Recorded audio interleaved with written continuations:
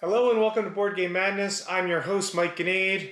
If you're not familiar with what Board Game Madness is, I'd ask you to take a look at our video a couple days ago. We have a short one that gives you a quick overview, but just to reiterate, the short version is that this is our way of going through my collection and picking my top 10 games, if you will.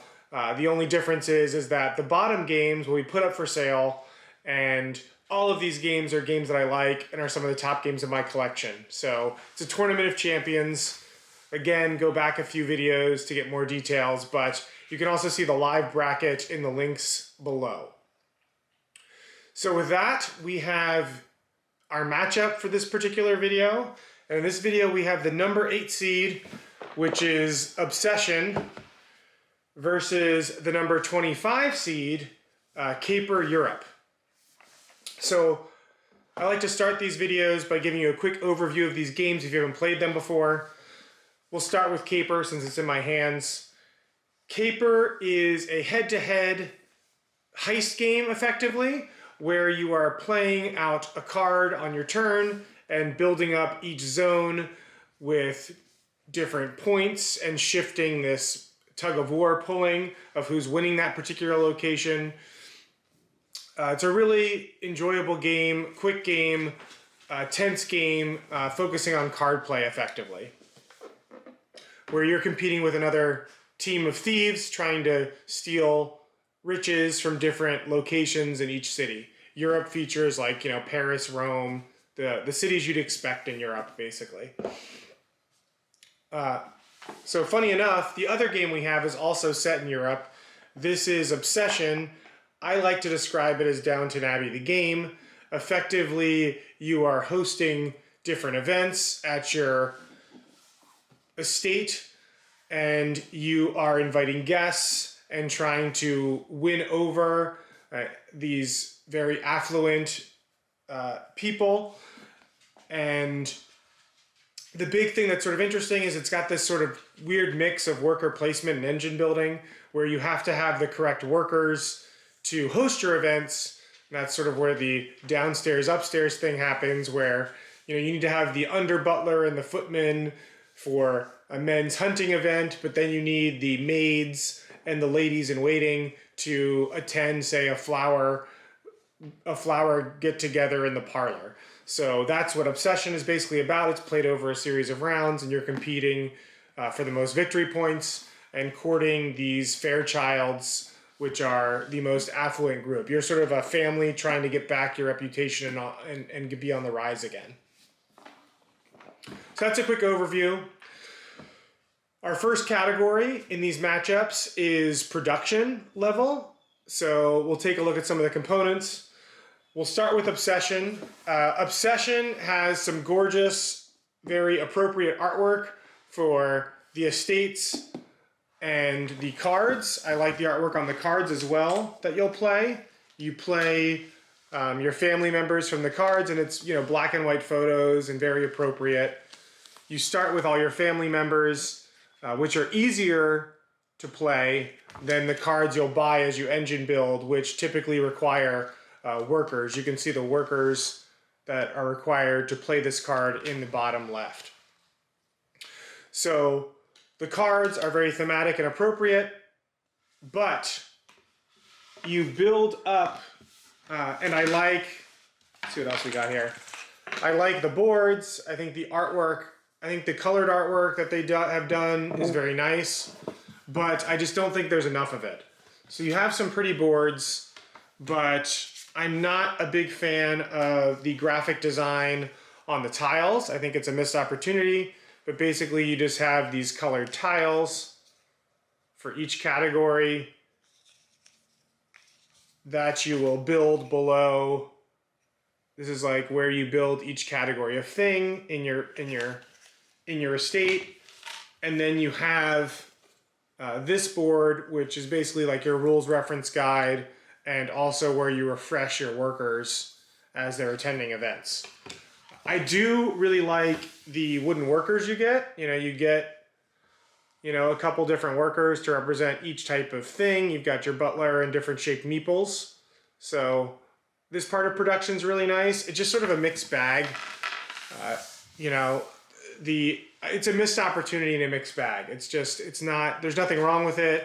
Obviously, the game plays great and everything is sort of easily understood as far as the graphic design goes. I just feel that, like, artistically, it's a little bland. Now, meanwhile, Caper, I think, has some gorgeous components. And I actually have to talk about the production here for a second, because even though this is a small box game, I have to open the box, because one of the things that this game does amazing is, you know, despite the small box, you have this, like, amazing storage solution and plastic tray where each of your cities and different zones are down here. Your cards are all stored. All your components are in here. And I've already taken a few components out. And just to demonstrate how clear I think it is that, you know, Caper is the winner of this particular category. You've got these are the pieces of art, or that's like an artifact. These are the different things you can steal and get these tokens. These are nice wooden tokens with screen printing on them. The artwork here is, I really like. You've got these really distinct, these are some of the locations you can steal from. You know, a boat. This is the gala place. But then these are the cards, those are the cards you're sort of visiting, and then these are the cards you're playing. You've got these really great personalities on these thieves and crew cards. And then you play, you know, equipment like this, like, you know, you wear the tuxedo to the ball, or you use the skeleton key or the magnet. You know, there's some humor here. Simple disguise. These are all the type of cards you play to, you know, work on your heists. And there's some other nice components. Again, you've got these modular packs of cards based on each location that you can look at and choose ahead of gameplay. And you've got some other nice, this is the little thief component that you tug of war on back and forth. And then you've got some really nice thick cardboard coins. So in this particular category, it's not even worth discussing any further. Caper is the clear winner here, especially considering it is an affordable game at a very fair price. I mean, for what you get in the game, it'll blow your socks off as far as production goes for the price. It's really top notch as far as that goes. So let's move on to game mechanics. This one's always a little trickier and a very important category, of course. Now, despite both of these games being set in Europe, I think that they serve very different roles in my personal collection. On the one hand, we have Obsession, which is a game for 1 to 4 players, a much bigger Euro game that lasts a lot longer. You know, this is 30 to 90 minutes. 30 minutes seems really fast. I don't know how you could do that. I think, you know, 60 to 90 minutes, depending on player count, is more accurate. And then meanwhile, you have, let me put this box back together. We have Caper, which is 25 to 35 minutes, which I would say is very accurate. This is right around the 30-minute mark. So this is a much shorter game, and this is a 2-player only game, effectively, where, you know, the head-to-head and the take-that is a much bigger deal than Obsession, where you're competing over the Fairchild's affection, but you're really you're competing over some of the events that come out in the market, but it's very Euro style where there's no true take that.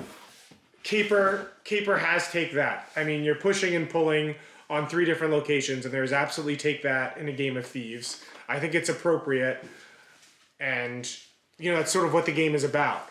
So I think what the games are going out to do, they both do really effectively. Despite their rankings, you know, we've seeded these games based on their Board Game Geek rankings, you know, which there are some flaws with. I think Board Game Geek lends heavier towards the Euro, which is why Obsession is so many seeds higher than, say, Caper, which is a more take that game. But, you know, Caper is still a very excellent game. And my favorite thing about this game, despite the fact that I'm not particularly good at it, and my wife usually beats me at this game every time I play it, I just can't figure out how to optimize what's coming at me, I guess, or anticipate what's coming at me. I'm just optimizing what's in my hand, maybe. But Caper, despite all my losses with Caper, what I love about Caper is the, ramp of the game and the climax of the game is always very exciting. Like the intensity level and the fact that each card you play is so important is a really interesting mechanic. And the drafting and passing back and forth is also a cool thing where you should be able to anticipate things better than I do in this game. So again, Caper is a really strong game. With all that being said, I think Obsession's uniqueness in the way it's doing this worker placement and engine building. I mean, on your turn, the turns in Obsession are pretty simple. You're basically choosing one of the tiles in your estate to host a party or do an event at. You play cards that at that event there's a threshold saying how many people can go to it. You want to play as many cards as possible, but you need to have the workers to activate the cards and service the people. So the workers actually don't go on any worker placement spots in your estate. They actually are used to activate the cards and attend to the people coming to your estate. So it is very thematic, especially for a Euro game. I love the theme, but and I think because of the unique worker placement and sort of engine building you've got going on, this is really tough because I think it really depends on how many people you have. Obsession is a really great game from a smaller publisher, and they should be commended on not only picking a really cool, unique theme, but melding their mechanics so well with the theme. I find that Euros can sometimes just feel like skins of a certain theme, and sometimes the mechanics and theme aren't tied together too strongly, and Obsession is a great exception to that sort of general critique. It does a great job of melding theme and mechanics really well together, which I think is what makes it so strong. And it's a pretty easy game to teach despite all its components. It has sort of the downfalls of the setup time with all the little different pieces, but the actual teach of this game is not too bad for a heavier, deeper game. Caper is a heavy, deep game too, though, and is a big game in a small box, which I always do really like. And it's really tough to decide between these two when it comes to game mechanics. It really would depend on, if it were just up to me, it would really depend on how many people I have coming over, if it's just me and my wife, or it's just me and a friend. Obviously Caper is a really strong choice, plays really quickly. If I've got more people coming over, it has to be Obsession from player count, but also if people are looking for more of a game night experience, this is the one game you're gonna play at a game night, Obsession fits that bill a lot better. So for that reason, and the fact that for me personally it's so close, I'm gonna defer to Board Game Geek and everyone out there, and we're gonna give game mechanics to Obsession. Okay, with that, we're gonna go to theme, and I'll keep Obsession here since I just mentioned about how the theme of this game is so unique and it ties things together so well. Sort of talked about it before, but this is the Downton Abbey of board games. If you like that show and enjoyed that show as much as I did, I think this is a great addition to my collection. I basically bought it because it was getting good reviews and because I love Downton Abbey, and so did my wife, and I thought it was something thematically that we could enjoy playing together, and I was right. And it's been a great sort of addition to my collection ever since. So it's a really great theme. I think all the mechanics lend really well to the theme. I think the artwork is generally pretty good, but it could have been stronger lending into the theme. There's some missed opportunities for me to have some more artwork, more over-the-top artwork, more beautiful artwork. At the same time, I do really like the theme of Caper. I think a heist in Europe with these wacky characters is really fun, and I love all the different locations and the cheekiness of sort of the artwork and abilities and equipment you can use in that game. So I do love the theme of Caper as well, but in this particular category, I'm going to give Obsession just a little bit of tweak, I'm going to give it that edge mostly because its mechanics and gameplay meld so well together with the theme. Caper's theme comes through really strongly with its production, but I'm not sure the tug of war over a particular location really makes sense when it comes to heisting a place. Obviously, you're putting equipment on each other, and I guess only one person can case the joint. But it doesn't really make sense why I'm competing with another thief at each specific location. That's a little detachment in gameplay. So as much as the production lends itself to that theme, I'm going to give it a small deduction for that and give the win for theme to Obsession. So that brings us to replayability, and we'll start with Obsession again since it's sort of won the last few categories. Obsession is your typical Euro game. There are a few different families in the game that have slightly different starting powers, but otherwise everyone's sort of playing the same game, and the tiles that come out are generally the same. You include tiles based on your player count. So if you're playing with 3 or 4 players, there's a few more tiles that get mixed in. But I would say there's not a lot of variability in each play of Obsession from game to game. You're working with the same puzzle. You're starting with slightly different abilities, and your tiles are coming out slightly differently, and you're drawing cards slightly differently and getting different guesses. But it's your sort of standard typical Euro. It doesn't feel particularly different, even if it is slightly different every time you play. And I should mention I also have the Wessex expansion in this game, which gives you a few more tiles and another house to play as, a few more variants, things like that. Nothing overly substantial, but even with that expansion, I don't think it feels. I don't think the replayability is as good out of the box as Caper. Just because, I mean, Caper comes with 4 different cities, I believe, to heist. Each city has its own unique sort of mechanics and feel and cards that lend themselves to that location. And you sort of have like a base deck of equipment and thieves, and then you pick which location you're going to, and you shuffle in some sort of special effect cards and locations for each of those heists.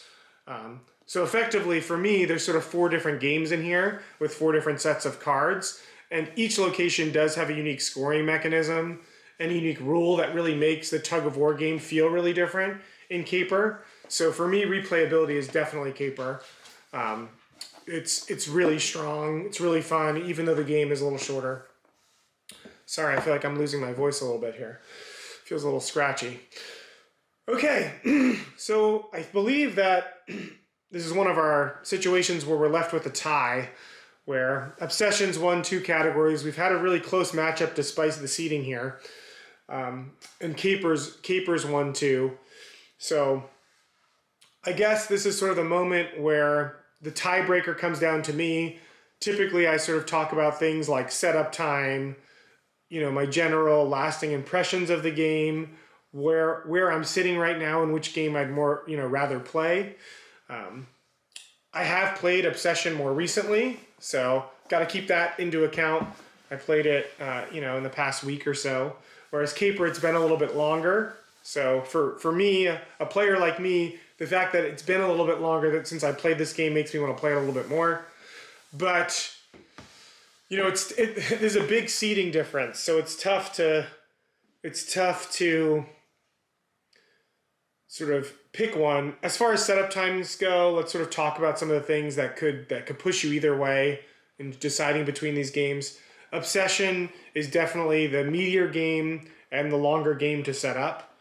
Then Caper. Caper is a really quick setup. It gets right to it. It's a pretty quick cleanup. It's all about having that great experience in what it says on the box. 25 to 35 minutes. I mean, it does not lie about that. You are in and out in that time. And a lot of times you'll play it back to back because of that. But, this is only 2-player. So, there's no way to expand this experience to something larger than 2 players. It is designed for 2 players only. And that is definitely while it hits that sweet spot and it's a great two-player game, that is definitely a detriment to it as far as the number of times you can sort of play it. The amount of times, the chances you have of probably bringing it out on your game nights are somewhat limited because of that. So, I mean, this is a really close one. I think I've sort of got to think about it and say, which of these games would I be okay parting with? Would I be okay selling right now? And if I had to sell a game and get rid of it from my collection, which one which one would scar me less, I guess? Which one would scar me less? And I don't know, part of me thinks right now that's Caper. But the fact that Obsession is from a smaller publisher, and the fact that I had to buy a used copy to get this affordably, and this can be really hard game to find in general, just because there haven't been, it's not an Asmodee game where there's tens of thousands of copies. This is Keymaster, so they're a bigger company as well. So I feel like even if I did have to sell this, if I really wanted to come back to it, I could find it. Whereas Obsession, you never know with these small companies. The board game space is very hard with small profit margins. And Kayenta Games, I mean, this is the only game I know that they've even done. The fact that if I got rid of this, I may never play it again, I have to take that into consideration. I also have to take into consideration the BGG rankings, and I don't feel strongly enough to push through the upset in this particular matchup. So this is a close one. It's a tough one, but for this particular round, we are going to give the win to Obsession, and we're going to put it through in a very close matchup in my personal collection. We're going to put through Obsession to the next round.